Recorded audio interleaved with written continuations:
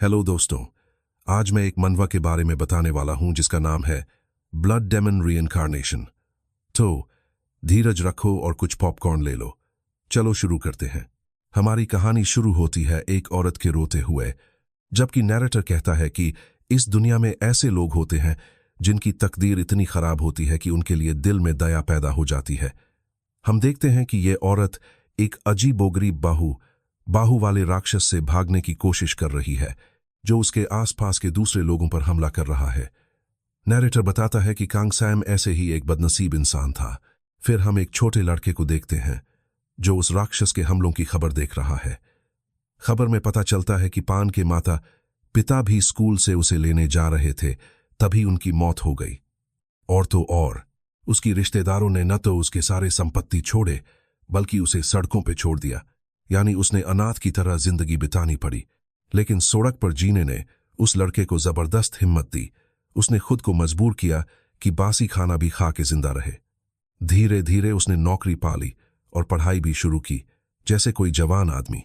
वो दिन में सिर्फ 4 घंटे सोता था, काम और पढ़ाई के बीच। वो बहुत होनहार और मेहनती था, लेकिन किस्मत हमेशा क्रूर थी और हमारे बदनसीब हीरो को कभी भी कोई सौभाग्य नहीं मिला।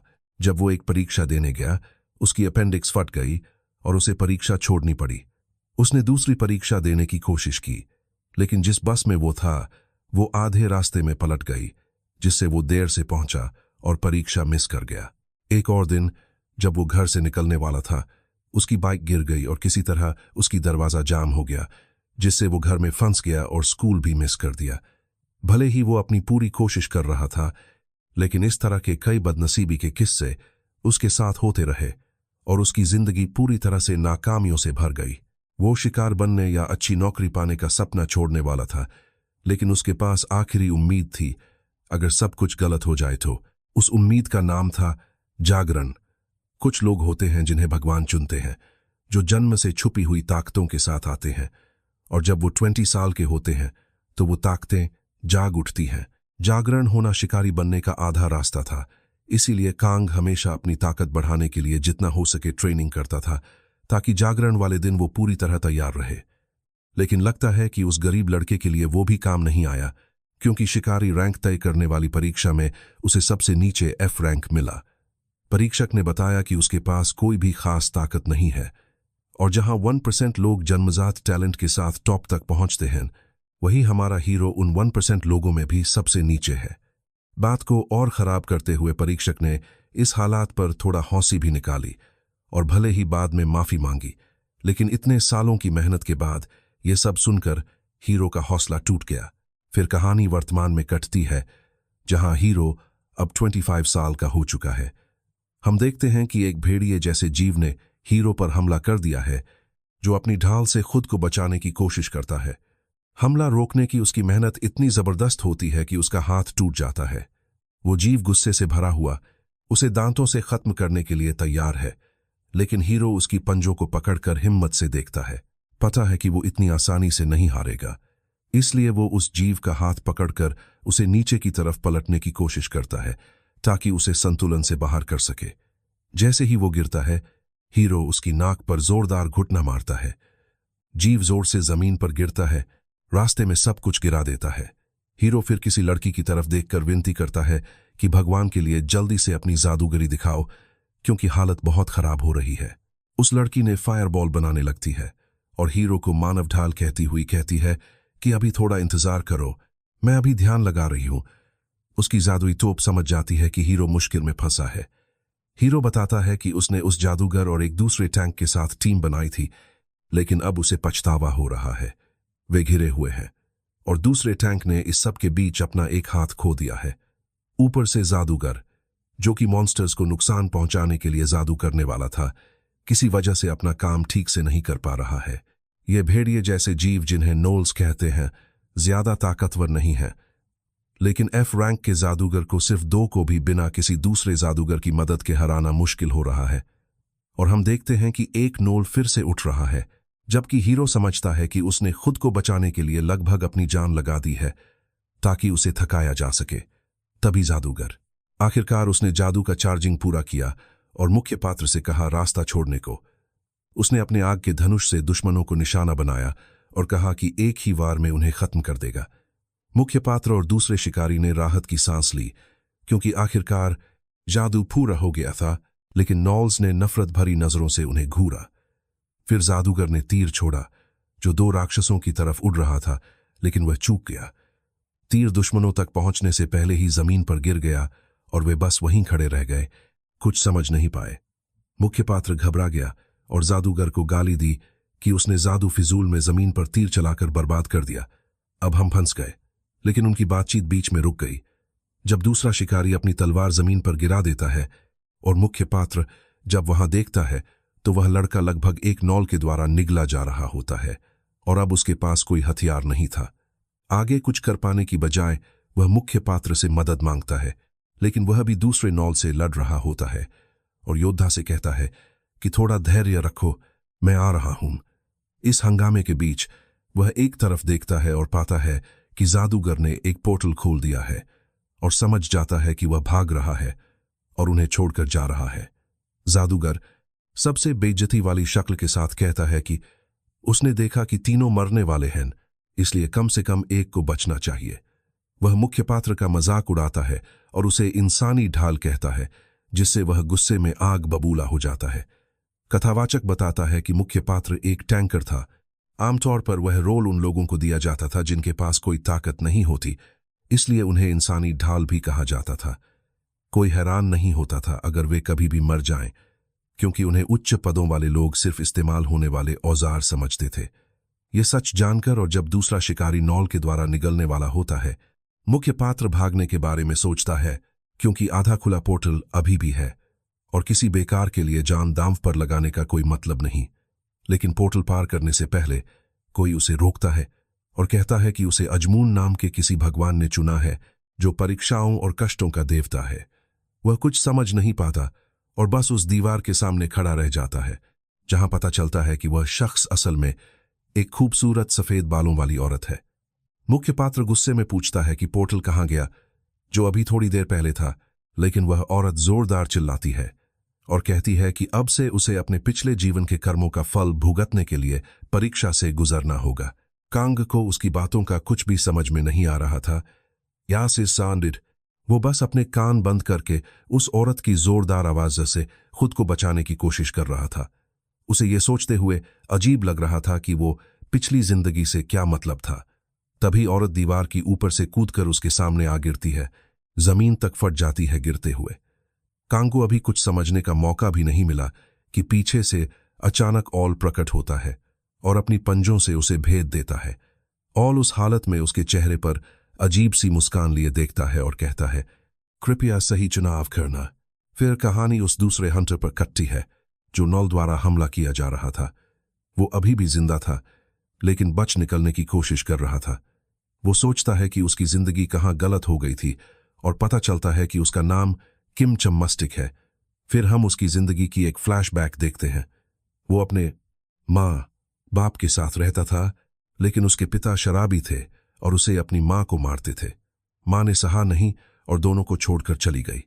लेकिन ज्यादा दिन नहीं बीते कि उसके पिता की कार एक्सीडेंट में मौत हो गई और किम को अपनी दादी के साथ रहना पड़ा, जो उसका एकमात्र परिवार थी। दुनिया पर मॉन्स्टर्स के हमले से पहले किम रिचर्डसन एक आम लड़का था। वो अपनी दादी के साथ रहता था और उसकी मदद करता था। जब बड़ा हुआ तो उसने कोई सामान्य नौकरी कर ली, हंटरों के मामले में नहीं पड़ा।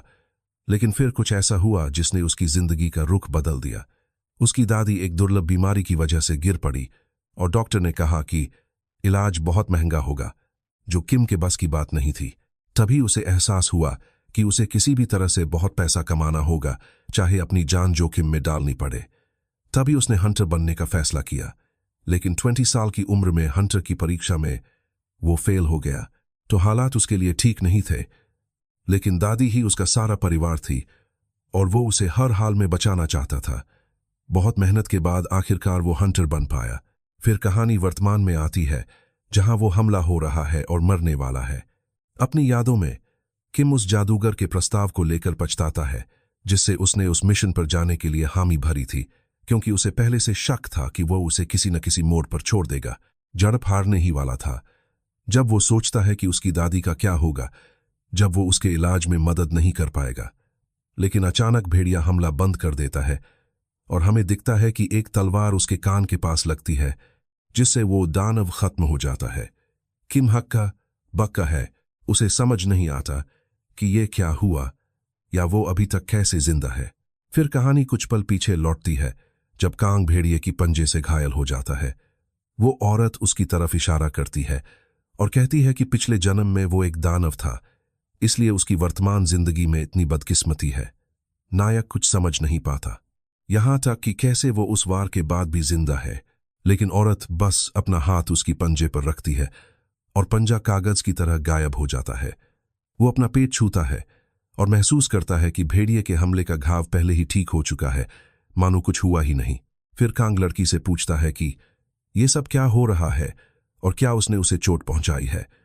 वो फिर से समझाती है कि वो एक दानव था और हमें उसकी पिछली जिंदगी की एक झलक दिखती है। कांग अब भी कुछ समझ नहीं पाता, लेकिन वो औरत कहती है कि उसे मानना है या नहीं, ये उसकी मर्जी है। लेकिन अगर उसने अपने पिछले कर्मों का समाधान नहीं किया तो वो कभी खुशहाल जिंदगी नहीं जी पाएगा। लेकिन अगर वो ये परीक्षाएं पूरी कर ले तो अपने पुराने पाप धो सकेगा और इन परीक्षाओं की मुश्किल के हिसाब से उसे इनाम भी मिलेगा। इसलिए उसे ये मिशन स्वीकार करना होगा, क्योंकि यही एकमात्र रास्ता है खुशहाल जिंदगी पाने का। फिर वो लड़की नायक की तरफ भागती है, जो अब भी कंफ्यूज है, और कहती है कि अब पहली परीक्षा शुरू करने का समय है। मिशन है शिकारी किम चुमस्टिक को सुरक्षित इस दुनिया से बाहर ले जाना। नायक कहता है कि बकवास बंद करो, क्योंकि दोनों मिलकर भी पहले दानवों को नहीं हरा पाए थे, तो अब क्या करेगा। वो लड़की उसे रोकती है और एक अजीब चमकदार नीली पत्ती निकालती है और कहती है कि यह मिशन का इनाम है। फिर हम वापस आते हैं उस वक्त जब किम लगभग मरने वाला था और देखते हैं नायक दानवों की तरफ दौड़ता है। तलवार हाथ में लेकर वो उन्हें देखता है और उनमें से एक लकड़ी का टुकड़ा पकड़कर लड़ने के लिए तैयार हो जाता है। जैसे ही वो उस तरफ बढ़ा, हीरो ने कुछ खोल दिया। उसके पास जो चीज थी उससे एक जादू निकलता है जो हीरो को घेरे में ले लेता है। हम देखते हैं कि ये जादू उसकी तलवार को बेहिसाब तेज बना देता है। इस नई ताकत के साथ वो दुश्मनों की तरफ बार बार बढ़ता है, अपनी ढाल से उनके वार रोकता है। वो मैदान में तेजी से दौड़ता है, इतनी तेज जिसमें उसे खुद यकीन नहीं था। हर हमला चकमा देता है।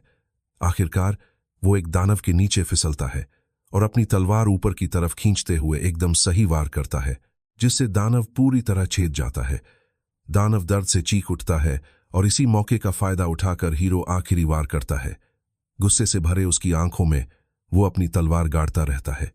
दुश्मन अपने पंजे से उसे धकेलने की कोशिश करता है, लेकिन बहुत धीमा होता है और पकड़े जाने से पहले ही गिर पड़ता है, हरा हुआ और फिर कभी उठ न पाए।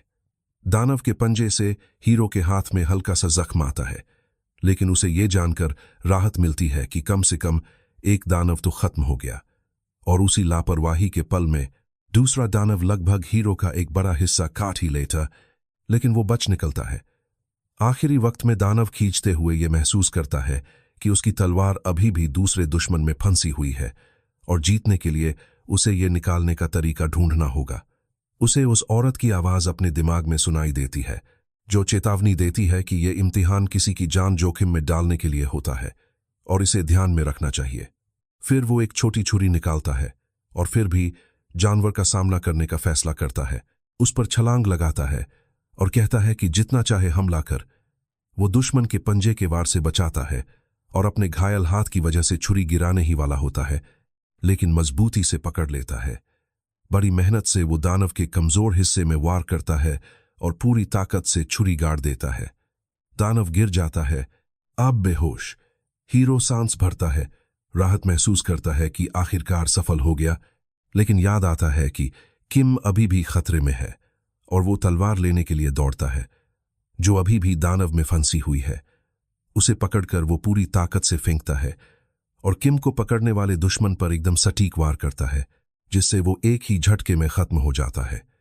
हीरो उसे राहत भरी नजरों से देखता है, फिर पूरी थकान से जमीन पर गिर पड़ता है। लड़ाई के बाद, लेकिन उससे पहले उसके दिमाग में एक संदेश आता है कि इम्तिहान पूरा हो चुका है और अब उसे इनाम मिलेगा हीरो।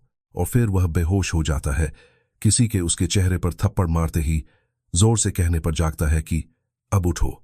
जब सीन कट होता है तो हम देखते हैं कि वह महिला है जो मुख्य पात्र से बुरी तरह नाखुश दिख रही है, और अगर वह नहीं उठा तो उसे मारने ही वाली थी। कांग अभी भी चक्कर में है, लेकिन लड़की उसे एक कागज का टुकड़ा देती है और कहती है कि यह तुम्हारा इनाम है मिशन पूरा करने के लिए। मुख्य पात्र समझ नहीं पाता और पूछता है कि यह क्यों सिर्फ कागज है, तो लड़की गुस्सा हो जाती है और कहती है कि शुक्र करो क्योंकि उसने तुम्हारे लिए ये छपवाने की झंझट उठाई है। अचानक कागज एक हाईटेक सिस्टम स्क्रीन में बदल जाता है और लड़की हैरान होकर कहती है कि अब तो जमाना ही बदल गया है। फिर वो कहती है कि तुम अभी मिशन पूरा नहीं कर पाए हो और अगली बार ऐसे अचानक बेहोश मत हो जाना। फिर बस अलविदा कहती है और गायब हो जाती है। मुख्य पात्र अपने इनाम को ध्यान से देखता है और समझता है कि उसे एक साथ कई नई क्षमताएं मिली हैं। उनमें से एक 3 स्टार हीलिंग क्षमता है जो सिर्फ चंगा ही नहीं करती बल्कि वह अपनी HP डाउन पर लगाकर ज्यादा हील भी कर सकता है। दूसरी एक इवोल्यूशन क्षमता है जो उसकी रक्षा बढ़ाती है और कहती है कि जब वह 50 होली पावर तक पहुंच जाएगा तो वह विकसित होगा। मुख्य पात्र बताता है कि ज्यादातर हंटर के पास सिर्फ एक स्टार की स्किल होती है। रैंक और ऊपर वाले 2 स्टार सीख सकते हैं और 3 स्टार सिर्फ सबसे भाग्यशाली के लिए होती है। इसलिए वह बहुत खुश है क्योंकि उसकी मेहनत आखिरकार एक शक्तिशाली स्किल से पुरस्कृत हुई है। लेकिन फिर उसे याद आता है कि लड़की ने कहा था कि उसने मिशन अभी पूरा नहीं किया है क्योंकि उसे अभी किम को उस जगह से बाहर ले जाना था। वह जमीन पर पड़े अपने दोस्त के पास जाता है और माफी मांगता है कि वह ध्यान भटक गया और उसे भूल गया, और सोचता है कि कहीं वह मर तो नहीं गया। कांग बहुत कमजोर दिख रहा है और अस्पताल ले जाने का समय भी नहीं होगा। उस हालत में मुख्य पात्र अपनी हीलिंग क्षमता को याद करता है और समझ जाता है कि शायद इसलिए ही उसे अभी इनाम दिया गया था। वह कहता है कि वह ठीक हो जाएगा और फिर अपनी जादू से उसकी पूरी चोटों को ठीक करना शुरू कर देता है। कांग का शरीर नल्स के हमलों से बुरी तरह घायल था, लेकिन मुख्य पात्र की जादू से उसकी सारी चोटें पूरी तरह ठीक हो जाती हैं। इसके बाद सीन कट होता है और हम बाहर देखते हैं। हंटर मैनेजमेंट ऑफिस के सामने पहले वाला ग्रेटर मैच रूम की तरफ बढ़ रहा था, गुस्से में शिकायत कर रहा था कि उसे अचानक वहां क्यों बुलाया गया। वो घमंडी अंदाज में अंदर जाता है और कहता है कि जल्दी से निपटा लो, उसे जल्दी है। लेकिन कमरे में कुछ हंटर होते हैं जो मैज से, जिसका नाम मून समन है, बात करना चाहते हैं कि उसने पिछली मिशन पर क्या किया। पर वो अकेला नहीं था क्योंकि वहां मुख्य किरदार भी मौजूद था, और जब मून उसे देखता है तो हैरान रह जाता है। सिर्फ ये जानकर कि वो बच्चा बच गया, हंटर मून को बैठने को कहते हैं। जब मून दरवाजे से भागने की कोशिश करता है तो वे उसे बंधक बनाने का आदेश देते हैं। डरपोक मून हॉलवे में भागता है, लेकिन एक हंटर उसे पकड़ लेती है और कहती है कि उसने अपनी टीममेट को पिछली मिशन में छोड़ दिया था। वह आगे बताती है कि एक स्क्वाड कमांडर का अपनी टीम को छोड़ देना एक गंभीर अपराध है। मून बचाने की कोशिश करता है, पूछता है कि क्या उनके पास इस बात का सबूत है कि उसने जानबूझकर उन्हें वहां छोड़ा। हंटर उसे एक स्क्रीन दिखाती है और बताती है कि सब कुछ रिकॉर्ड किया गया है, इसलिए मून कुछ भी नकार नहीं सकता, क्योंकि जब उसका जादू फेल हुआ तो उसने बिना देर किए भागना चुना और ये सब कोर्ट में उसके खिलाफ जाएगा। मून रिकॉर्डिंग देखकर घबरा जाता है और अगले कमरे में मुख्य किरदार सब कुछ सुन रहा होता है। हंटर उसके पास आकर उसकी मदद के लिए धन्यवाद देती है, कहती है कि यह सबूत के सुलझाने में मदद करेगा, और ये भी जोड़ती है कि उसके लिए ये सब सहना कितना मुश्किल रहा होगा। उसके अनुसार दूसरे दुनिया में हंटर एक दूसरे को मारने के कई मामले हुए हैं, लेकिन ऐसे मामलों का सबूत मिलना बेहद मुश्किल था। लेकिन मुख्य किरदार कहता है कि उसने हमेशा अपनी सभी मिशन रिकॉर्ड की हैं, और इस बार यह अच्छी बात हुई कि उसने रिकॉर्ड किया। कहानी सुनाने वाला बताता है कि दूसरी दुनिया में किसी की जान लेना बहुत आसान था, इसलिए हंटर हमेशा अपने पार्टनर पर सावधानी से नजर रखते थे। मून की बात करें तो उसने पूरी तरह से अपना संयम खो दिया था, हमला फेल कर दिया था और बिना किसी पछतावे के भाग गया था। उसके लिए वे सिर्फ इंसानी ढाल थे जो उसकी जगह खुद को बलिदान कर रहे थे। हंटर कहती है कि फुटेज देखने के बाद उसने ये जाना कि मुख्य किरदार एक साधारण F रैंक के टैंकर से कहीं ज्यादा ताकतवर है और पूछती है कि वो फिर टैंकर क्यों बना हुआ है। अगर वो आर्मी ज्वाइन कर लेता तो उसे हथियार दिए जाते ताकि वो मॉन्स्टर्स से लड़ सके। लेकिन प्रोटैगनिस्ट कहता है कि आग्नेयास्त्र ऐसे मॉन्स्टर्स के खिलाफ ज्यादा कारगर नहीं होते जो ज्यादा डिफेंसिव होते हैं, और चूंकि उसने इस जिंदगी में पहले ही बहुत मुसीबत झेली है, वो ऐसे हथियारों के साथ रिस्क नहीं लेना चाहता, इसलिए वो अपनी ही तरह हंटर बनना चाहता है। उस बातचीत के बाद प्रोटैगनिस्ट ऑफिस से बाहर निकलता है और राहत महसूस करता है। साथ ही मन कामना करता है कि मून अपनी बाकी जिंदगी जेल में बिताए। लेकिन रास्ते में उसकी मुलाकात किम से हो जाती है, जो उसे तुरंत पहचान लेता है। किम घुटनों पर गिरकर धन्यवाद कहने लगता है कि उसने उसकी जान बचाई। फिर कहानी कुछ दिन पहले चली जाती है, जब किम हॉस्पिटल में जागता है। प्रोटैगनिस्ट ने उसे वहां लाया था और अब वह सब कुछ याद करना शुरू करता है, जो कुछ भी हुआ था, और बेहोश होने से पहले उसने कांग को नॉल से लड़ते हुए देखा था ताकि उसकी जान बच सके। किम को एहसास होता है कि उसे बचना नहीं चाहिए था और समझ नहीं आता कि प्रोटैगनिस्ट ने मॉन्स्टर्स को कैसे हराया या उसने उसकी जान क्यों बचाई। लेकिन तभी उसकी दादी की आवाज आती है, जो चिंतित है क्योंकि किम पूरी तरह घायल है। वह उसे डांटती है कि उसने उसके लिए ऐसी खतरनाक मिशन पर क्यों जाना पड़ा। क्या वो पागल हो गया है और मरना चाहता है? किम उससे कहता है कि वो शांत हो जाए क्योंकि उसकी ब्लड प्रेशर ज्यादा है और वो ठीक है। लेकिन दादी कहती है कि वो तो कंकाल जैसा दिखता है, इतना बुरा हाल है। किम जवाब देता है कि कम से कम वो जिंदा है, लेकिन दादी कहती है कि अगर उसे मर जाना है तो ठीक है क्योंकि वो पहले से बीमार है, लेकिन वह अब कोई और मिशन पर मत जाना। किम दादी के साथ बिताए अच्छे पलों को याद करता है और सोचता है कि वो उसके साथ खुश और शांतिपूर्ण जिंदगी बिताना चाहता है। तभी उसकी दादी उसे रोते हुए गले लगाती है और विनती करती है कि वो अपनी जिंदगी ऐसे खराब ना करे। फिर कहानी वापस वर्तमान में आती है, जहां किम सड़क पर प्रोटैगनिस्ट से बात कर रहा है, अभी भी उसके सामने झुक रहा है और बड़ा ड्रामा कर रहा है। किम धन्यवाद देता है, जिस पर प्रोटैगनिस्ट कहता है कि दूसरी दुनिया में तुम सिर्फ अपनी टीम के लोगों पर भरोसा कर सकते हो, इसलिए उसे उसकी जान बचाने के अलावा कोई चारा नहीं था। कांग कहता है कि वो भी वहां था और फिर वो कोई बहादुर हीरो नहीं है जैसा किम सोचता है। लेकिन किम उसे बड़े सम्मान से देखता रहता है, जिससे प्रोटैगनिस्ट असहज हो जाता है और कहता है कि ये सब बंद करो। नायक को याद आता है कि वह किम से ये नहीं कह सकता कि उसने उसे सिर्फ मिशन की वजह से बचाया था और उसे उम्मीद नहीं थी कि वे फिर कभी मिलेंगे। इसलिए वह चुपचाप निकलने की कोशिश करता है, लेकिन किम पूछता है कि कम से कम मदद के लिए उसे कोई इनाम तो मिले। पर उससे पहले ही नायक के दिमाग में आवाज गूंजती है। वह कहती है कि एक नया ट्रायल मिला है और राजा की मां की बीमारी के बारे में बताती है। साथ ही कहती है कि ऑपरेशन के लिए नायक को 1.5 करोड़ डोनेट करने होंगे। नायक ये सुनकर सोचता है कि वह इस बंदे की और मदद क्यों करे। आवाज बताती है कि इसके बदले उसे स्टैट्स बढ़ोतरी और एक नया 1 स्टार स्किल मिलेगा। नायक अपना बैंक अकाउंट चेक करता है और पाता है कि उसके पास पैसे हैं, लेकिन ये सारी बचत है जो उसने सालों की मेहनत से जमा की है। उसे बहुत बुरा लगता है क्योंकि यही उसकी पूरी जिंदगी की कमाई है। लेकिन लड़की की बात याद आती है कि इससे उसका कर्म साफ होगा, तो वह दान करने का फैसला करता है। आवाज समझाती है कि अगर उसने इस ट्रायल के रास्ते पर चलना स्वीकार कर लिया है और अब पीछे हटेगा तो सारे रिवॉर्ड्स खो देगा और उसका कर्म और भी खराब हो जाएगा, इतना कि वह जिंदगी भर वेजिटेटिव स्टेट में रह सकता है।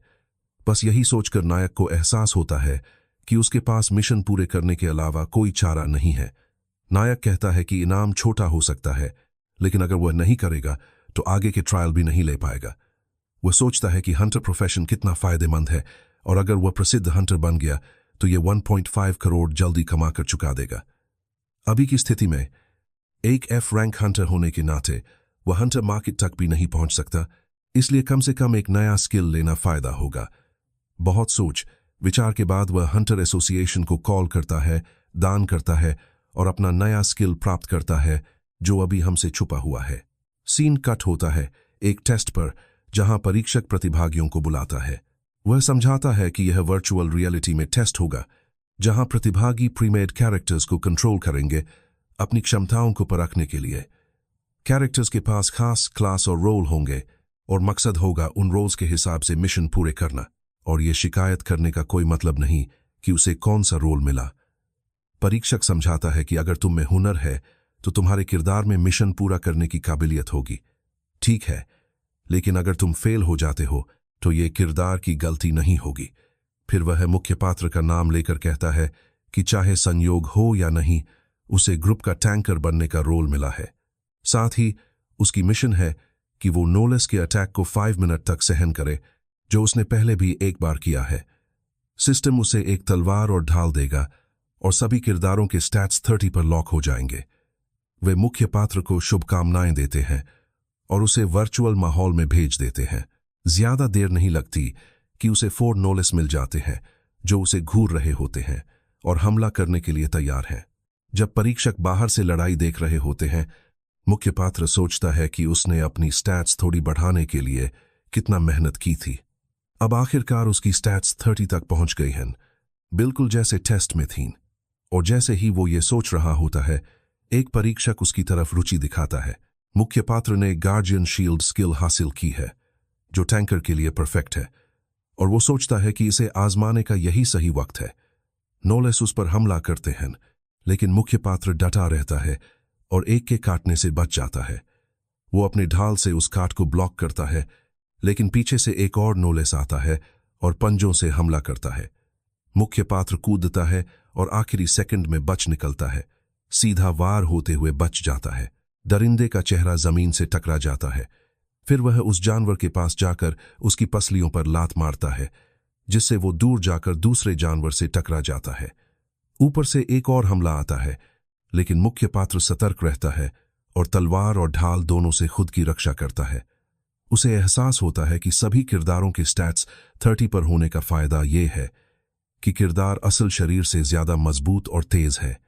अपनी खुद की लड़ाई के तजुर्बे के साथ मिलाकर मुख्य पात्र इस बार नोलेस को काफी बेहतर तरीके से संभाल पाता है। फिर से परीक्षक का ध्यान आकर्षित करते हुए एक ऑपरेटर ने कहा कि मुख्य पात्र की स्थिति को पढ़ने और प्रतिक्रिया देने की क्षमता बहुत प्रभावशाली है और सभी उम्मीदवारों में वह सबसे सक्षम है। भले ही वह सिर्फ एक टैंकर है, मुख्य पात्र लड़ता रहता है, अपने ढाल से नोलेस टैक्स को ब्लॉक करता है और इसी बीच वह उनमें से एक को दौड़ फेंक देता है, जिससे जीव और भी गुस्से में आ जाता है। लेकिन दानव देखता है कि 3 और एनपीसी पास से गुजर रहे हैं और मुख्य पात्र को नजरअंदाज करके उन पर हमला करने का फैसला करता है। परीक्षक कहते हैं कि टैंकर टेस्ट का एक उद्देश्य यह देखना है कि मुख्य पात्र अपने उद्देश्य याहता है हब्जेलिहा हसब्सी हवसविन साथियों की कितनी अच्छी तरह रक्षा कर सकता है, और आश्चर्य करते हैं कि क्या उसने एनपीसी को वहां देखा भी था। फिर शून्य ने हमला किया, लेकिन तभी मुख्य पात्र अपनी स्किल गार्डियन शील्ड का इस्तेमाल करता है, जो स्वचालित रूप से सभी नोलेस का ध्यान एक साथ अपनी ओर आकर्षित कर लेता है। आश्चर्यजनक रूप से मुख्य पात्र तीनों हमलों को ब्लॉक करने में सफल रहता है। उनमें से एक को वह पीछे से अपनी तलवार से ब्लॉक करता है।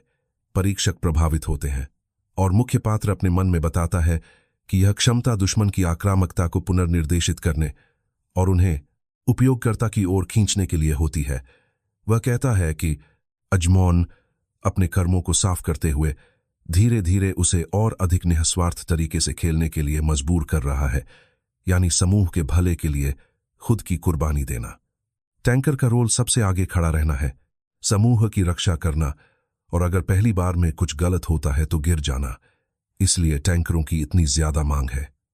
एक समय था जब लोग टैंकर बनना चाहते थे क्योंकि इसमें अच्छी कमाई होती थी, लेकिन समय के साथ लोग इस पेशे से दूर होने लगे क्योंकि यह बहुत खतरनाक था, जोखिम ज्यादा था, लेकिन इनाम भी उतना ही बड़ा था। और मुख्य पात्र के लिए यह पेशा बिल्कुल सही था। उसके लिए यह नौकरशाही और कागजी कामों वाली जिंदगी पर सब कुछ दांव पर लगाने से कहीं बेहतर था। टैंकर की जिंदगी उसके लिए ज्यादा फिट बैठती थी। मुख्य पात्र फिर भी खो गया और सोचने लगा कि बिना पता चले ही टेस्ट खत्म हो चुका था और दानव गायब हो गए थे। अब उसकी सबसे बड़ी प्राथमिकता है प्रमोशन पाना और फ्रैंक को पीछे छोड़ना, क्योंकि इस रैंक पर वो हाई लेवल की रेड्स में भी शामिल नहीं हो सकता, और वैसे भी वो अपनी खराब छवि से छुटकारा पाना चाहता है कि वो लो रैंक का है। तभी वो ऊपर स्क्रीन की तरफ देखता है जहां रिजल्ट दिखा रहे होते हैं, और हम देखते हैं कि सब कोई मुख्य पात्र के रिजल्ट को देखकर हैरान हैं। एक शानदार S+ रैंक के साथ परफेक्ट स्कोर। सीन कट होता है हंटर्स एसोसिएशन में, जहां एक परीक्षक कई लोगों को फेल कर रहा होता है और उन्हें सब बेकार कह रहा होता है। वो कहता है कि ये लोग बेसिक टेस्ट भी पास नहीं कर सकते, तो फिर उन्होंने पहली बार आवेदन करने का क्या सोचा था। परीक्षक पूछता है कि क्या ये लोग अपनी सीमा नहीं जानते कि युद्धभूमि उनके खेलने का मैदान नहीं है। ये कहते हुए उसे अपने अतीत की एक दर्दनाक घटना याद आती है, लेकिन ध्यान बट जाता है जब वो एक फाइल देखता है जो उसकी नजर पक लेती है। वो मुख्य पात्र के रिकॉर्ड से हैरान होता है और कहता है कि उसने एक टैंकर की आदर्श भूमिका निभाई और पूरे टेस्ट के दौरान एक भी हिट नहीं लिया। इसके अलावा उसने अपने साथियों की मास्टरफुल तरीके से रक्षा की, मॉन्स्टर्स को खुद की ओर आकर्षित करके, और ये बेसिक ट्रायल में सबसे ऊंचा स्तर माना जाता है। लेकिन तभी परीक्षक को एक और स्टाफ मेंबर बुलाता है और हमें पता चलता है कि यहाँ एक टीम लीडर भी है। वापस टेस्ट पर एक हंट्रेस बताती है कि अगले चरण में प्रतिभागियों को 5-5 की टीमों में बांटा जाएगा और 2 टीमें मुकाबला ट्रायल करेंगी। उन्हें ई रैंक जोन में टेलीपोर्ट किया जाएगा और पास होने के लिए उन्हें उस जोन के सारे मॉन्स्टर्स को खत्म करना होगा और केवल वही लोग आगे बढ़ेंगे जो अच्छा प्रदर्शन करेंगे। हर प्रतिभागी को एक रैंडम जोन भेजा जाएगा और उन्हें तभी पता चलेगा कि उनके टीम में कौन कौन है जब वे वहां पहुंचेंगे। टीम लीडर्स भी रैंडम चुने जाएंगे। वो टीम लीडर्स के नाम बताना शुरू करती है। टीम 1 का नेतृत्व एक सुनहरे बालों वाले लड़के मिन जांगमो के हाथ में होगा। टीम 2 का नेतृत्व जो हैम्बिल नाम उसके लड़के के हाथ में होगा, और कोई नहीं जानता कि वो इस पद पर कैसे पहुंचा, क्योंकि वो पहले से ही नर्वस होकर पसीना बहा रहा है। दोनों लीडर्स तय किए जाते हैं। टीम मेंबर्स चुनने के लिए रॉक पेपर सीजर खेला जाता है। मिन जीतता है और टीम के लिए किसी को चुनने के लिए बुलाया जाता है। पहला मेंबर टैंकर होना चाहिए, ये उसने ठाना। जो हैम्बिल ने कहा कि जब मजबूत फ्रंटलाइन हो तो रेड्स करना काफी आसान हो जाता है, बशर्ते बाकी टीम अपने रोल अच्छे से निभाए। मेन ने अपनी टीम का टैंकर चुनने के लिए एक सुपर मस्कुलर लड़के को चुना। जब उसकी बारी आई उसे और भी ज्यादा घबराहट हुई और उसने देखा कि बस 2 मेंबर बाकी बच गए हैं। उसने कांगसान की तरफ देखा और पूछा कि क्या वह सच में टैंकर है, क्योंकि वो तो बहुत पतला है, लेकिन कम से कम कोई ऐसा तो है जो टैंकर का रोल निभा सके। इसलिए उसने उसे टीम में लिया। टीम चुनने का सिलसिला कुछ देर चलता रहा और आखिरकार टीम पूरी हो गई। परीक्षक ने समझाया कि असली लड़ाई में कोई उनकी रक्षा नहीं करेगा, इसलिए अगले 30 मिनट का इस्तेमाल टेस्ट की तैयारी करने और अपनी टीम को जानने में करें। मेन की टीम खुश थी कि उनके पास मजबूत टैंकर लाइन है, और लीडर ने कहा कि अगर सब अपने अपने पोजीशन पर टिके रहे तो सब ठीक रहेगा, और वे अपनी स्ट्रेटजी बनाने लगे। वहीं मुख्य पात्र की टीम में हालात ठीक नहीं थे। माहौल बहुत खराब था। लीडर इतना घबराया हुआ था कि बोल नहीं पा रहा था, तो मुख्य पात्र ने बातचीत शुरू की और पूछा क्या वे प्लान ए अपनाने वाले हैं या स्ट्रेटजी 2। इसे सुनकर जो थोड़ा अजीब सा हो गया और जोर जोर से चिल्लाने लगा टीम को उत्साहित करने के लिए कि क्या किसी के पास पहले से कोई प्लान है। जब वे बात कर रहे थे वही परीक्षक मुख्य पात्र को देख रहा था। उसने मुख्य पात्र के पास और फेल हुए टेस्ट पर टिप्पणी की, कहा कि उसमें क्षमता है लेकिन टैलेंट की कमी है। फिर 30 मिनट खत्म हो गए और परीक्षकों ने बताया कि टेस्ट शुरू होने वाला है। सीन कट होता है वर्चुअल एनवायरनमेंट में, जहां मेन की टीम घास के मैदान में चल रही होती है। हर कोई उस क्लास के कपड़े पहने हुए जो उसे मिली थी। तभी आगे टैंकर चिल्लाता है कि सब बचो, और एक दुश्मन अचानक दिखाई देता है और उसका शील्ड मारता है। मेन चिल्लाता है कि सब फॉर्मेशन बनाओ, आगे हथियारबंद ऑर्क्स का गुट है। टैंकर अपनी स्किल आयरन बॉडी इस्तेमाल करता है जो उसकी रक्षा बढ़ाती है और ऑर्क्स को रोकता रहता है। टैक्स मेन एक अच्छे लीडर साबित होते हैं। वे हेलिका को टैंकरों को बफ और हील करने का आदेश देते हैं और बाकी को ऑर्क्स पर हमला करने को कहते हैं। तीरंदाज ने एक तीर एक ऑर्क पर छोड़ा जिसे वो आसानी से हाथ से रोक लेता है, लेकिन वो बस एक ध्यान भटकाने की चाल थी ताकि तलवारबाज नीचे से आकर अपना वार कर सके। ऑर्क ने बचाव किया और उनकी हथियार टकराए।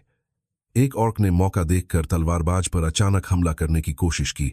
उसका कुल्हाड़ी ये देखकर कि ऐसा होगा, टैंकर ने गार्जियन शील्ड का इस्तेमाल किया, वही स्किल जो मुख्य पात्र ने पहले इस्तेमाल की थी, जिससे कुल्हाड़ी वाला ऑर्क उसकी ओर ध्यान देता है और टैंकर पर हमला करता है। दोनों कुल्हाड़ी और ढाल के बीच भिड़ जाते हैं। जल्दी ही बाकी 2 ऑर्क भी हमला करने आते हैं। तीनों एक साथ टैंकर पर टूट पड़ते हैं, जो अपनी पूरी ताकत से उन्हें रोकने की कोशिश करता है। मिन अपने दिमाग में सोचता है कि शायद लगे कि वे संघर्ष कर रहे हैं। हीलर के बफ्स और हीलिंग के साथ वे थोड़ी देर और टिक पाएंगे, इसलिए वह और तीरंदाज इस मौके का फायदा उठाकर ऑर्क्स को चौंकाने की कोशिश करते हैं। सब कुछ योजना के अनुसार चल रहा था, जब तक मिन को दूर से गुर्राहट सुनाई देती है और वह हड़बड़ाकर ठिठक जाता है।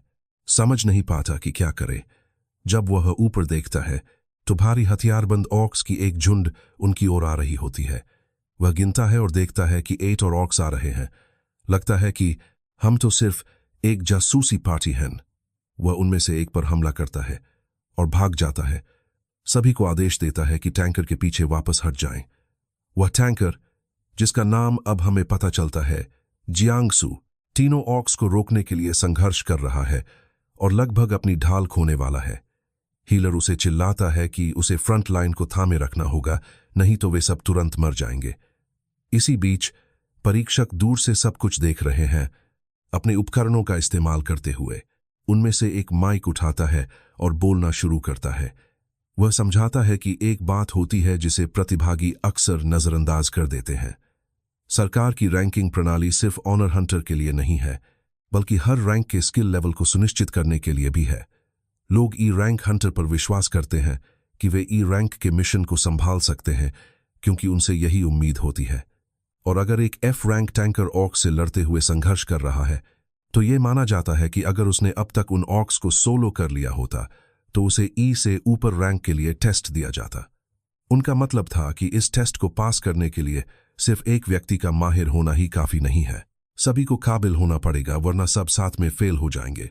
जो आदमी बस गिर रहा है वो परीक्षक की बात मान लेता है और टैंकर गिर पड़ता है, सब टेस्ट में फेल हो जाएंगे।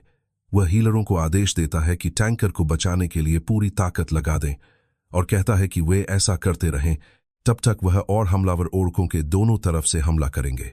पीछे से मेन आगे बढ़ता है और अपनी तलवार से एक ओरक को हमला करता है।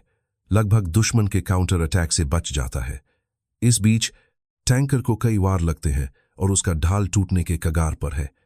लड़ाई जारी रहती है जब तक कि आर्चर ओरकों का ध्यान आकर्षित करता रहता है और हीलर अपनी ड्यूटी निभाते हैं। काफी मेहनत के बाद वे टेस्ट पूरा करते हैं और वर्चुअल माहौल से बाहर निकलते हैं। पहला बाहर निकलने वाला टैंकर घुटनों के बल गिर जाता है, पूरी तरह बेहोश और घायल। बाकी प्रतिभागी इसे देखकर चौंक जाते हैं और एक नर्स पहली मदद के लिए आती है। बाकी टीम भी पूरी तरह थकी हुई है, लेकिन कम से कम उन्हें टेस्ट पूरा करने के लिए बधाई दी जाती है, जबकि टैंकर स्ट्रेचर पर बाहर ले जाया जाता है। उद्घोषक कहता है कि अब नायक टीम जो की बारी है। यह सब अचानक ठहर जाता है और सब सोचने लगते हैं कि क्या वे सच में ठीक रहेंगे। वह और उसकी टीम सीधे एक दलदल में जाते हैं और जो सोचता है कि उनका टैंकर टीम 2 के टैंकर से भी कमजोर है, इसलिए उसे फ्रंट लाइन पर रखना होगा। और हम देखते हैं कि सिर्फ वह नहीं बल्कि पूरी टीम भी यही सोच रही है जब वे कीचड़ में चलते हैं। इस बीच नायक पूरी तरह ध्यान केंद्रित करता है। तभी अचानक कहीं से जोर से कदमों की आवाज आती है, जो चिल्लाता है और सबको चेतावनी देता है कि कुछ आ रहा है और उन्हें फॉर्मेशन में आने को कहता है, अपनी तीर निकालते हुए। तभी एक हथियारबंद गोबलिन उनकी तरफ कूदता है और कीचड़ में गिर जाता है। जैसे हालात और खराब नहीं हो सकते, टीम के सदस्य महसूस करते हैं कि उनके पैर कीचड़ में धंस रहे हैं। परीक्षक टेस्ट को देखता रहता है और बताता है कि आमतौर पर शिकारी हर मिशन से पहले सावधानी से इलाके का विश्लेषण करते हैं, लेकिन इस टेस्ट में उनके पास ऐसा करने का मौका नहीं था और उन्हें मिशन के दौरान माहौल के अनुसार खुद को ढालना था, जबकि गॉब्लिन्स को ऐसी कोई दिक्कत नहीं थी। जब उन्हें पता चलता है कि सब गड़बड़ हो गया है, टीम पीछे हटने की कोशिश करती है। तभी एक गोबलिन चाकू लेकर उड़ता हुआ आता है और रास्ते में किसी को मारने की कोशिश करता है, लेकिन उसका चाकू उसके ढाल से टकरा जाता है और हम देखते हैं कि कांग सैंड्स उसके सामने आकर वार को रोक देता है। वो अपनी तलवार से गोबलिन पर वार करता है, जिससे वो घायल होकर पीछे हट जाता है। कांग तब उसे शांत रहने को कहता है ताकि वे गोबलिन के हमलों का जवाब दे सकें। एक गोबलिन अपने धनुष से निशाना लगाता है, जिसे नायक अपनी तलवार से चकमा दे देता है और समझ जाता है कि गोब्लिन आपस में मिलकर हमला कर रहे हैं। ध्यान से देखने पर उसे पता चलता है कि कोई हॉबगोब्लिन कहीं से उन्हें नियंत्रित कर रहा है, लेकिन उस वक्त उसकी कोई खास परवाह नहीं थी, क्योंकि उसके पास एक परफेक्ट स्किल थी। वो अपनी स्किल गार्जियंस विल एक्टिवेट करता है, जो दुश्मनों की संख्या के हिसाब से उसकी डिफेंस और HP रीजेनरेशन बढ़ा देती है। इससे उसे इतनी ताकत मिलती है कि वो बिना ज्यादा हिले डुले गोब्लिन्स को उड़ाने लगता है। परीक्षक और नायक की टीम के बाकी सदस्य उसकी ताकत देखकर दंग रह जाते हैं। जो ऑस भी मौका पाता है, सबको एक साथ हमला करने के लिए चिल्लाता है और वे बिना कोई समय गवाए गोब्लिन्स को हराने लगते हैं। धीरे धीरे सभी गोब्लिन्स हारने लगते हैं। नायक की ताकत से प्रेरित होकर नायक महसूस करता है कि जैसे जैसे दुश्मन कम होते जाते हैं, उसकी स्किल कमजोर होने लगती है। उसकी डिफेंस और रीजेनरेशन दुश्मनों की संख्या घटने पर कम हो जाती है और उसे यह स्किल काफी दिलचस्प लगती है। लेकिन यह खेल अभी खत्म नहीं हुआ था, क्योंकि नायक जमीन में किसी कंपन को महसूस करता है और तुरंत सभी को पीछे हटने को कहता है। वो अपना ढाल उठाकर हमला रोकने की तैयारी करता है। जब वो देखता है तो पता चलता है कि हमला एक हाई लेवल ऑर्क का था और कोई नहीं समझ पाता कि ये ऑर्क रैंक्ड जोन में क्यों है। ये एक रैंक्ड टीम मॉन्स्टर था, इसलिए सब सोचते हैं कि टेस्ट में कुछ गड़बड़ हो गई है। वे वापसी की तैयारी करते हैं, लेकिन नायक जब ऑर्क के कंधे पर नजर डालता है तो देखता है कि अजमून आराम से उसके ऊपर बैठी है। नायक सोचता है कि वो अचानक वहां कैसे आई, यहां तक कि परीक्षक भी इस मॉन्स्टर के बारे में अनजान थे। उन्होंने उस हंटर से संपर्क किया जो टेस्ट की निगरानी कर रहा था और उसने कहा कि उन्होंने 3 बार जांच की थी, लेकिन उस ऑर्क का कोई सुराग नहीं मिला। यह हंटर और उसके साथी कहते हैं कि वे टेस्ट को रोक देंगे, क्योंकि अब वे इसे और नहीं देख सकते। प्रतिभागी सब हार गए। इस बार जो परीक्षक मुख्य पात्र में दिलचस्पी रखता था, उसने कहा कि इंतजार करो और देखो क्या होता है, लेकिन चश्मा वाला परीक्षक कहता है कि ये पागल ही होगा, क्योंकि मीडिया उन्हें कड़ी नजर से देख रहा है। पिछले घटनाओं के बाद जब शिकारी मार दिए गए थे, हम पता लगाते हैं कि शिकारी का नाम किम यंग मिन है। वो कहता है कि वह फिक्र समझता है, लेकिन वह जानता है क्या कर रहा है, और वह ऐसा इंसान नहीं जो बिना सोचे समझे फैसले ले। वह तो यह भी कहता है कि अगर हालात बहुत खराब हो गए तो खुद जाकर सब ठीक कर देगा, तो उन्हें चिंता करने की जरूरत नहीं है और टीम को थोड़ा और समय देना चाहिए। लेकिन 2 और परीक्षक सोचते हैं कि वह मजाक कर रहा है, क्योंकि मेलमैन को पहले ही युद्धभूमि से निकाल दिया गया है।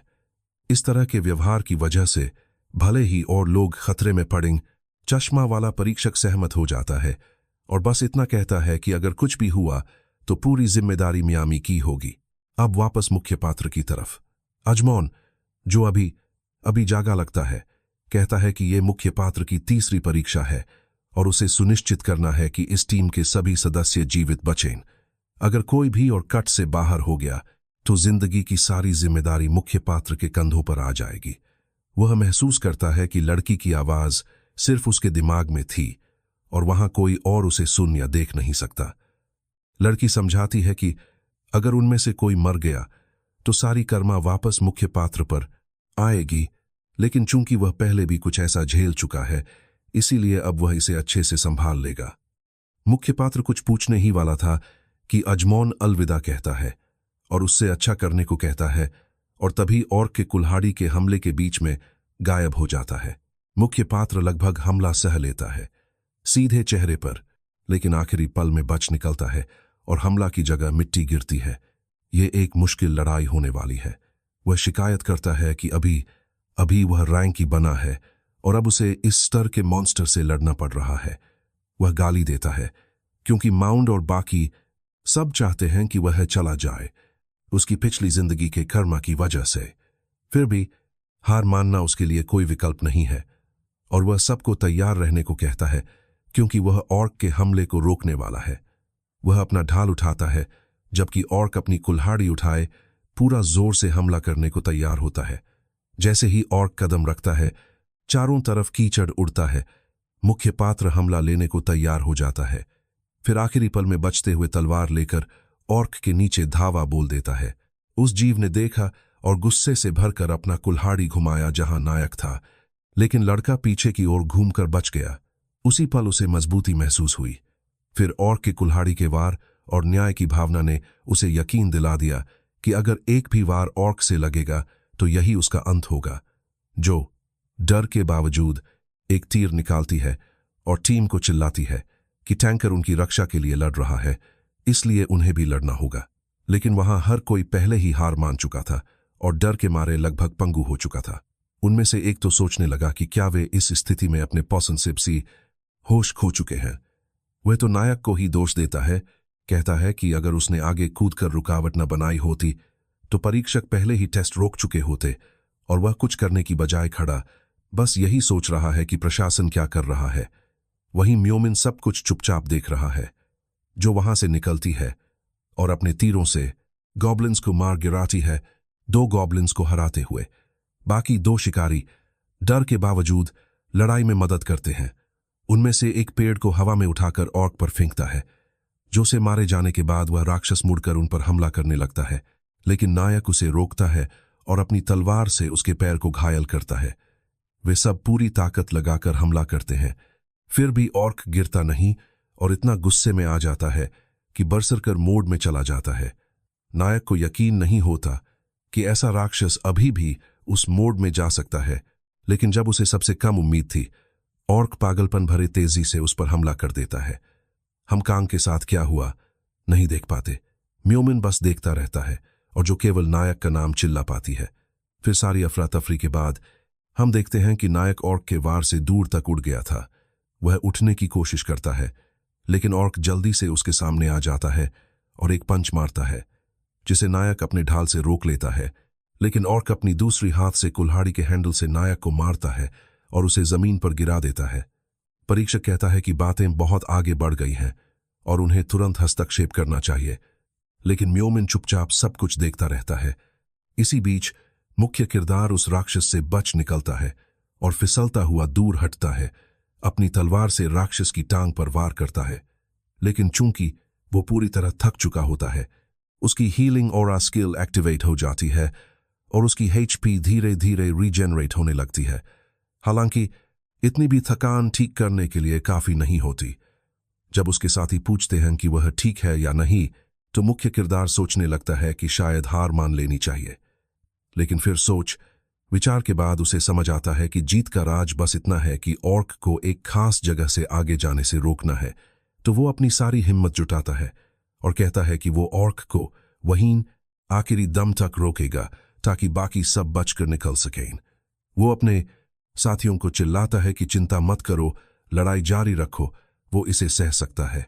मतलब परीक्षक निराश और ऑर्क गिर चुका है। मुख्य किरदारों का ग्रुप ऑर्क पर लगातार हमला करता रहता है। तभी कांग महसूस करता है कि ऑर्क भी थक रहा है और सबको थोड़ा और धैर्य रखने को कहता है, क्योंकि जीत संभव है।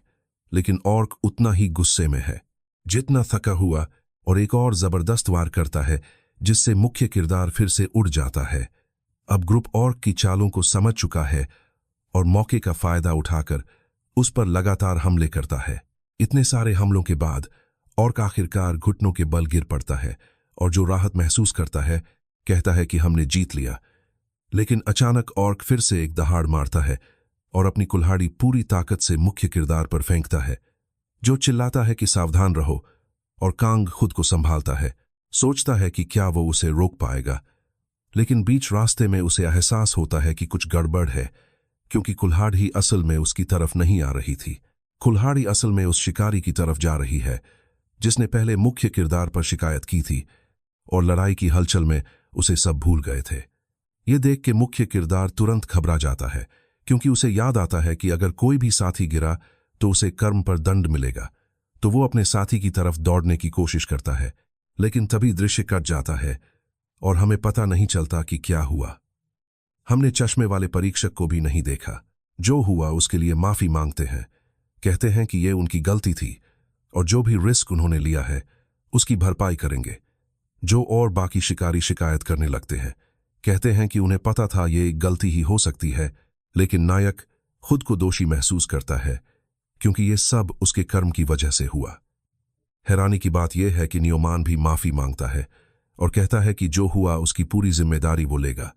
लेकिन जब सीन कट होता है तो हम देखते हैं कि शिकारी जिंदा है। उसके पीछे की बात एक रहस्य छोड़ जाती है कि आखिर टेस्ट के अंत में क्या हुआ और वो कैसे बच गया। परीक्षक नायक को बुलाता है और कहता है कि उससे निजी बात करना चाहता है, इसलिए नायक को एक और कमरे में ले जाया जाता है जहां उसे चाय और कुछ वफल्स दिए जाते हैं। मायामन सबसे पहले पूछता है, क्या सच में वो पिछले 6 सालों से हमेशा मानव ढाल की तरह काम करता रहा है? और नायक इस बात की पुष्टि करता है। वह कहता है कि नायक की परिस्थितियों के अनुसार खुद को ढालने की क्षमता से वह प्रभावित हुआ और एक पल के लिए उसने भरोसा किया कि नायक अब एक रैंक वाले यॉर्क को हरा पाने के लिए पर्याप्त अच्छा है। नायक आखिरकार समझी .cons जादर समसेस लेक्सान्स जाता है कि उन्होंने इतना समय क्यों बिताया बिना कुछ किए, यहां तक कि आसमान भी बीच में नहीं आया।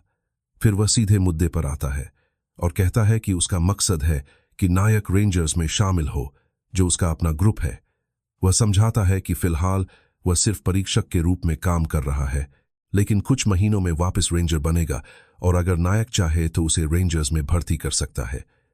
इस तरह नायक फुल टाइम कर्मचारी के रूप में काम कर सकेगा या अगर चाहे तो उसके लिए मर्सिनरी के तौर पर भी काम कर सकता है। वह कहता है कि वह प्रभावित हुआ और हमें पता चलता है कि जंगल में क्या हुआ था। टेस्ट के अंत में नायक ने आखिरी पल में अपनी टीममेट को रास्ता दिया और ओरक के कुल्हाड़ी के वार को सीधे अपने सीने पर झेला। वह पीछे गिर पड़ा और उसकी टीममेट्स डर गए कि शायद वह बाहर हो गया, लेकिन फिर उसकी गार्डियन विल की क्षमता सक्रिय हो गई। वह ठीक हो गया और उसकी रक्षा में बढ़ोतरी हुई।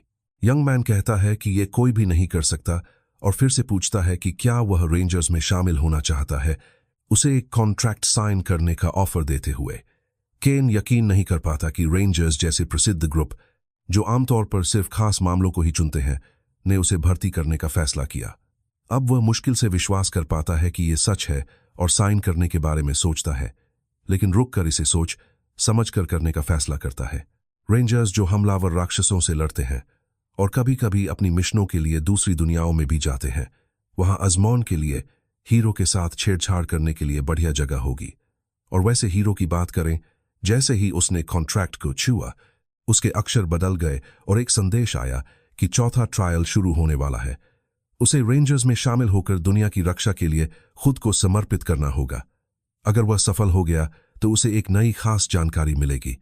इसलिए हीरो के पास कोई विकल्प नहीं था, उसने ये प्रस्ताव मान लिया। हीरो ने अपनी आंखें पोंछी कि कहीं उसने गलत तो नहीं पढ़ा, और ऐसा करते हुए उसने एक और पन्ना देखा जिस पर लिखा था कि यह ट्रायल सिर्फ प्रस्ताव स्वीकार करके पूरा किया जा सकता है। वह मिन्नत करता है क्योंकि मैडम ने उसे कॉन्ट्रैक्ट पढ़ने तक नहीं दिया। सोचता है कि क्या रयान के कॉन्ट्रैक्ट में कुछ और बुरा होगा, और कुछ करने को न होने पर वो प्रस्ताव स्वीकार कर लेता है। मायोमिन हैरान होता है कि उसने इतनी जल्दी हाँ कैसे कर दी। उसे पता तक नहीं था कि हीरो को कोई देवी चला रही है, लेकिन हीरो कहता है कि वह सिर्फ तभी मानेंगे जब उसे मर्सेनरी के तौर पर शामिल किया जाए। इस तरह भले ही मियामिस उसका बॉस हो, उसे कम से कम चुनने का अधिकार तो रहेगा कि कौन से मिशन लेने हैं, क्योंकि ट्रायल की शर्त सिर्फ प्रस्ताव स्वीकार करना है। वह फैसला करता है कि वह सिर्फ वही मिशन लेगा जो माउंट उसे लेने के लिए मजबूर करेगा। मायोमिन इसे मान लेता है और हीरो का धन्यवाद करता है, लेकिन अंदर से खुश नहीं लगता कि वह मर्सेनरी बन गया। फिर वह कॉन्ट्रैक्ट पर साइन करता है और कहता है कि अब उसे जाना होगा। खड़ा होकर कमरे से बाहर निकलने लगता है, तभी अचानक कुछ अजीब होता है। हीरो को अजीब सा महसूस होता है और अचानक कई आत्माएं उसके शरीर से बाहर निकलती हुई दिखती हैं एक साथ, जिससे उसका संतुलन बिगड़ जाता है। मेलमाइन पूछता है कि क्या वह ठीक है जो अभी भी खड़ा है, और समझ नहीं पा रहा कि उसके साथ क्या हुआ। कांग कहता है कि वह ठीक है, लेकिन उसके दिमाग में कोई आइडिया नहीं कि क्या हुआ। उसने कई अजीब तस्वीरें देखीं और समझता है कि यही खास जानकारी होगी जो उसे मिली है। जो कुछ भी उसने देखा उसके बारे में अभी नहीं पता चलेगा, क्योंकि कहानी एक हफ्ते बाद कट जाती है। कांग सान एक बस टर्मिनल पर नजर आता है, सिर पर टोपी पहने, और वहां बहुत ठंड लग रही होती है। वह बताता है कि जो जानकारी उसे मिली थी वो उसके पिछले जीवन के बारे में थी, जब वह एक राक्षस था। प्रोटैगोनिस्ट ने कॉन्ट्रैक्ट साइन करते ही सारी चीजें तुरंत पा ली और उसे इतना चक्कर आया कि उसे संभलने के लिए तुरंत बाथरूम भागना पड़ा। इस सूचना ने उसे गंगवोन प्रांत में चीयर 1 जाने को कहा, जहां उसे एक डंगॉन से गुजरना था, और अगर वो इसमें कामयाब हो गया तो उसे अपने पिछले जीवन की एक याद का टुकड़ा मिलेगा। प्रोटैगोनिस्ट को लगता है कि ये पहाड़ियां असल में उस राक्षस की यादें उसके दिमाग में ट्रांसफर करने की कोशिश कर रही हैं। प्रोटैगोनिस्ट बताता है कि जब दुनिया ऊपर की किसी दूसरी हकीकत से जुड़ती है तो उसे लिंक कहते हैं, लेकिन जब नीचे से जुड़ती है तो उसे डंगॉन कहते हैं। डंगॉन तक पहुंचना मुश्किल होता है क्योंकि वो जमीन के नीचे होते हैं, और जब कोई नया डंगॉन खुलता है तो आसपास के लोग उसे नरक बताते हैं। प्रोटैगोनिस्ट के पिछले जीवन की यादें शायद उसी बिना रजिस्टर वाले डंगॉन में कहीं छुपी हैं। डंगॉन में ले जाने वाली गुफा के सामने खड़ा प्रोटैगोनिस्ट कहता है कि उसे नहीं पता कि अजमौन ये यादें उसे क्यों दिखाना चाहता है, लेकिन जब से उसे ये लेकस जानकारी मिली है उसे एक अजीब सा डर लगा हुआ है और उसे जानना है कि ये डर क्यों है। प्रोटैगोनिस्ट अंदर जाने का फैसला करता है। सबसे पहले वो डंगॉन के दरवाजे पर एक जादुई बैरियर लगाता है ताकि अंदर के मॉन्स्टर्स बाहर ना निकल पाएं। डंगॉन एक्सप्लोर करने का ये पहला नियम है। बाकी बेसिक नियम है खाना और सामान साथ रखना, क्योंकि पता नहीं कब तक अंदर रहना पड़ेगा, और एक टॉर्च जरूर लेनी चाहिए क्योंकि डंगॉन के अंदर पूरी तरह अंधेरा होता है। प्रोटैगोनिस्ट को टॉर्च ढूंढने में थोड़ा वक्त लगता है, लेकिन आखिरकार उसे मिल जाती है। सबसे पहली चीज जो उसे दिखती है वो एक बड़ा खोपड़ी है उसके सामने। वो डर के मारे चिल्ला पड़ता है और फिर समझता है कि ये असल में पेलेटॉन सैनिक हैं और उनमें से एक के हाथ में तलवार भी है। प्रोटैगोनिस्ट को महसूस होता है कि वहां कुछ बहुत महत्वपूर्ण है। समस्या यह है कि पहले उसे एक कंकाल को हराने में भी मुश्किल होती थी और अब उसके सामने 5 हैं, लेकिन अब प्रोटैगोनिस्ट ट्रेनिंग पा चुका है। कई बार बुरी तरह हारने के बाद उसने सीख लिया है कि खुद को कैसे संभालना है। वो अपनी तलवार से कंकालों को हरा देता है और बताता है कि कंकालों ने हमला किया था और फिर रुक गए क्योंकि उन्हें दर्द महसूस होता है, लेकिन वे दैवीय हमलों के लिए कमजोर होते हैं। इस तरह का हमला डार्क टैग मॉन्स्टर्स को तुरंत खत्म कर देता है। मुख्य पात्र कहता है कि अगर वहां के सारे मॉन्स्टर्स में ये कमजोरी है तो उसे अकेले आगे बढ़ना चाहिए। वो कुछ स्ट्रेच करता है और कहता है कि गुफा में घुसने से पहले उसे अजीब सा महसूस हो रहा था, लेकिन जैसे जैसे वो अंदर जाता है वो एहसास धीरे धीरे दूर हो रहा है।